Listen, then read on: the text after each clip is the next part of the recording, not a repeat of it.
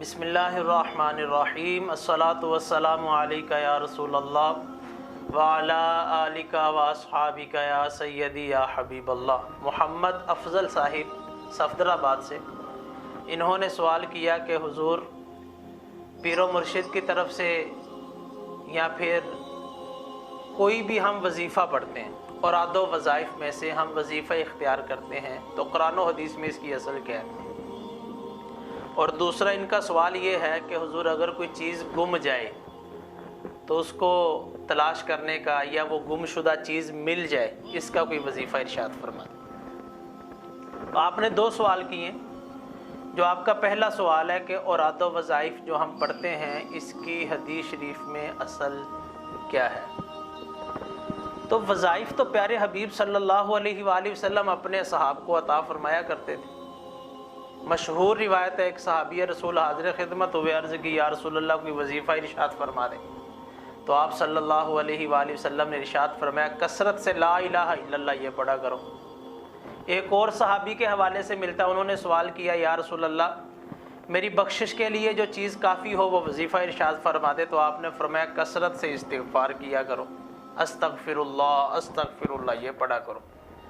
تسبیح فاطمہ بھی تو ایک وظیفہ ہی ہے جو ہم نماز کے بعد پڑھتے ہیں، رات کو سونے سے قبل پڑھتے ہیں، جسم کی ساری تھکاوٹ جو ہے وہ دور ہو جاتی ہے۔ تو وظائف پیارے حبیب صلی اللہ علیہ وآلہ وسلم اپنے اصحاب کو تعلیم فرمایا کرتے تھے، اپنے اصحاب کو ارشاد فرمایا کرتے تھے۔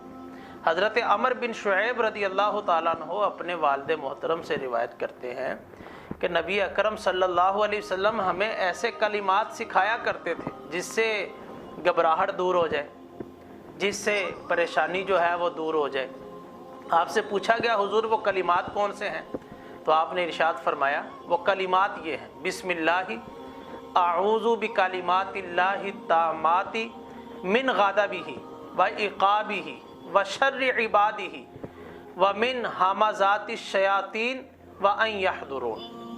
یعنی یہ مکمل کلمات ہیں جو آپ تعلیم ارشاد فرمایا کرتے۔ حضرت سیدنا عبداللہ بن عمر بن عاص رضی اللہ تعالیٰ عنہ فرماتے یہ دعا بچوں کو سکھایا کرتے تھے آپ، اور سوتے وقت یہ دعا جو ہے وہ پڑھایا کرتے تھے، جس کو یاد نہیں ہوتی تھی اس کے گلے میں لکھ کے لٹکا دیا کرتے تھے۔ یہ دعا جو میں نے ابھی دعا پڑھی، جو تعلیم پیارے حبیب صلی اللہ علیہ وآلہ وسلم ارشاد فرماتے تھے۔ تو المختصر آپ کا جو پہلا سوال ہے کہ اوراد و وظائف کی اصل کیا ہے، تو اوراد و وظائف پیارے حبیب صلی اللہ علیہ وآلہ وسلم تعلیم فرمایا کرتے تھے، اپنے اصحاب کو دیا کرتے تھے۔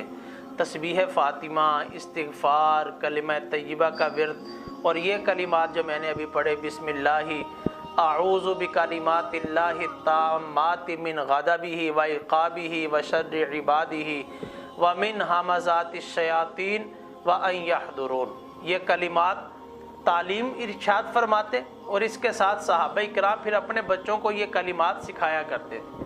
تو اوراد و وظائف دینا اور ان کو اختیار کرنا یہ نبی کریم صلی اللہ علیہ وسلم کی بھی سنت ہے اور صحابہ کرام علیہم رضوان کی بھی سنت ہے۔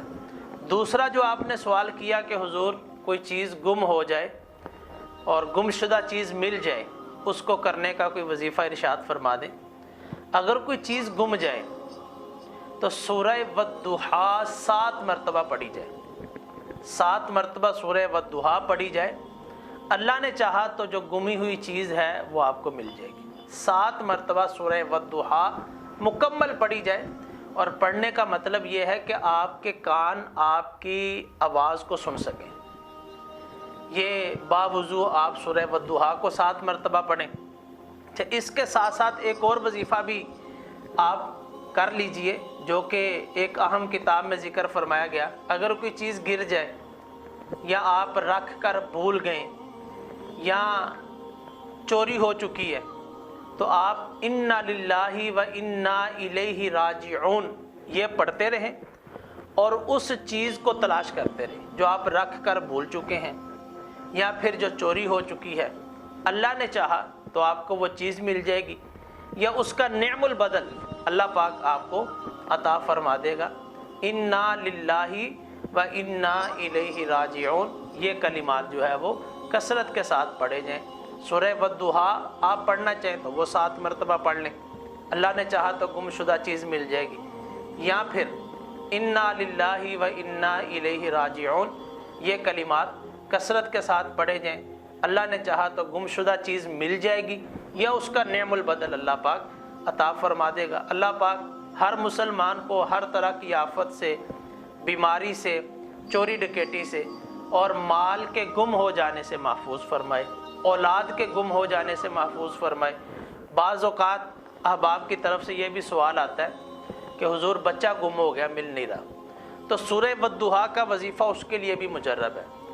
اس کے لیے سورہ الہاکم التکاثر جو ہم پڑھتے ہیں، سورہ تکاثر، الہاکم التکاثر حتی زرتم المقابر، یہ مکمل صورت 41 مرتبہ پڑھی جائے تو یہ بھی مجرب وظیفہ ہے۔ اولاد گم ہو جائے تو اس کو تلاش کرنے کے لیے اللہ پاک سب کے مال، اولاد، جان، عزت کی حفاظت فرمائے۔